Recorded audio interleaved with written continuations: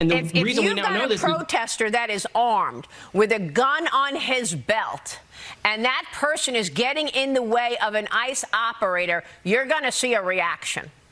You don't have that all the time. You don't have people getting in their faces when they are armed. That brief moment says it all. What seemed like a simple question suddenly exposed hesitation. There's a shift in tone, a subtle pause that reveals tension. This is where control starts to slip, and the audience instinctively notices. The way the response stretches explanations instead of giving a straight answer is a classic sign of pressure.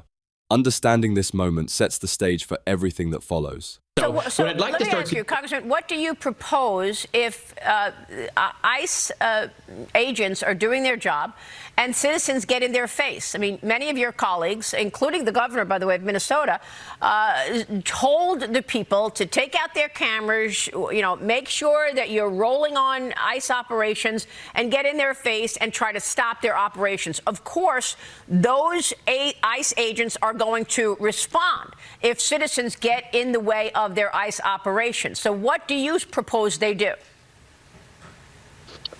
Well, look, it's a great question. We have this happen all the time. That's why we have the right to protest here in America. Well, no, we don't see people getting in the way of ICE operations all the time. Now we do, because you've got Democrats with rhetoric out there saying, get in their faces, get your cameras out, roll on it.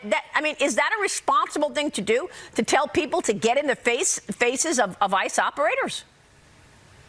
Maria, we see it with police officers all the time in protests across the country on a number of issues. Police departments have training to deal with that. It's the ICE training that is failing. And so, look, I think governors and mayors need to obviously work with our federal government. That was part of the breakdown in Minnesota. OK, but in this country, you have a right to protest. OK, but you don't. A U.S. citizen should not be shot in the face just because they're protesting ICE with their camera. We deal with this every day in this country. Police departments deal with it. OK, they know how to handle protests. This is on ICE. And the reason. Right from the start, the exchange is deliberate and controlled. The questions are precise, probing the situation with careful intent while leaving little room for distraction or deflection. And the if reason we you've now got know a this protester that is armed with a gun on his belt, and that person is getting in the way of an ICE operator, you're going to see a reaction. You don't have that all the time. You don't have people getting in their faces when they are armed. That is irresponsible. Of course they're going to react. You have a right to carry in this country, and he had a permit for that weapon. And so, this has been an interesting debate that Republicans are having, because all of a sudden, you don't have a right to carry if you go to a protest in this country. They didn't say you don't have a right to carry, but you should not. Here, tension becomes visible. The response repeats points, clarifies constantly, but never fully lands the direct answer. Subtle cues of uncertainty emerge. Showing that you're carrying a gun and getting in the way of an ICE operator. Yeah, he wasn't getting in the way of an ICE operator. He was filming to the side, and ICE decided to interact with... Did he throw something at their car and knock out the light? Yeah, there's evidence. There's evidence of that, Maria. But at the end... Okay, but at the end of the day, if this was working so well, why did the president and Tom Homan pull out of Minnesota? It's because it's been an absolute and utter failure on behalf of ICE and behalf of DHS and behalf of Kristi Noem. She's more worried about where her blanket is than making sure that she's doing her job correctly and making sure that U.S. citizens in this country are safe, that they can protest safely, that ICE can do their job by enforcing the law against criminals and gang members, which is what the president told us. And so, look, this has been a failure. That's why they've pulled out, and that's why... The questioning intensifies, and specificity forces cracks in the response. Under pressure, even experienced communicators start to over-explain, which signals vulnerability. Just want the bill adjusted. You want the bill adjusted to just have an ID to vote and the use of a driver's license. How do we know that the driver's license is going to be adequate if you have heard stories that they're giving driver's licenses to illegals? Again, there's no evidence that non-citizens are voting in our elections, Maria. There's none. Where is the evidence? Where's the court cases? There's none of that. We have seen many cases, in fact, that illegals have, in fact, tried to vote. You even have illegals driving big trucks, and they can't even read the signs because they're in English. Again, Maria, dozens and dozens and dozens of court cases over the 2020 election. All of them so lost. What you're saying is, if in fact the bill is adjusted to require an ID to vote, that's all, and you just want a clean bill that says, yes, you can have an ID to vote, you will vote for it. Yeah, if it's exactly that, like what we have here in Florida, where I go and they take my driver's license, they put it into the machine, and I go and I get my ballot, I'm totally good with that. Now, broader political framing appears. Interruptions and attempts to redirect suggest a struggle to maintain control.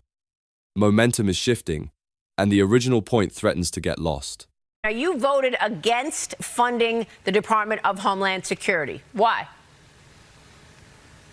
Well, good morning, Maria. Thanks for having me. I voted against it, quite frankly, because I think Kristi Noem needs to resign or be fired by the president.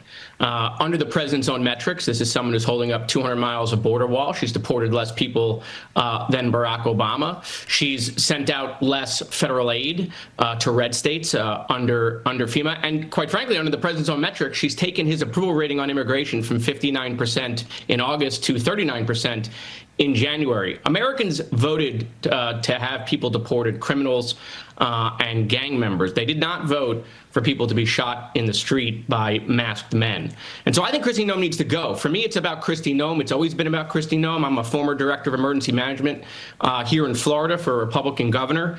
And she's absolutely destroyed FEMA and DHS. Step back and look at the full exchange. This wasn't just a disagreement. It was a contest over narrative control. One side kept returning to the same precise points, while the other tried to expand the conversation and introduce context. The contrast between questioning and answering reveals the balance of confidence and uncertainty. When facts are uncomfortable, the conversation often diverts to tone, broader themes, or secondary issues. But diversions cannot erase the core contradiction an audiences notice. Their perception is shaped not only by content but by consistency, confidence, and composure. Throughout, a clear pattern emerges. The more precise the questioning, the more layered and defensive the responses become. Over-explaining under pressure is a subtle signal, and viewers instinctively pick up on it. The interplay between structured questioning and evasive answers highlights which side is asserting control and which is reacting. In moments like these, it's not the volume of words that matters, but the clarity and focus of the message. Effective communicators maintain composure under scrutiny. Any hesitation or repeated clarification exposes vulnerability. And that's exactly what happened here. Ultimately, it's a masterclass in how narrative control shapes perception. Even without dramatic gestures, viewers can sense who has the upper hand. This exchange wasn't merely about policy, it was about who guides the story, who frames the debate, and who leaves a lasting impression.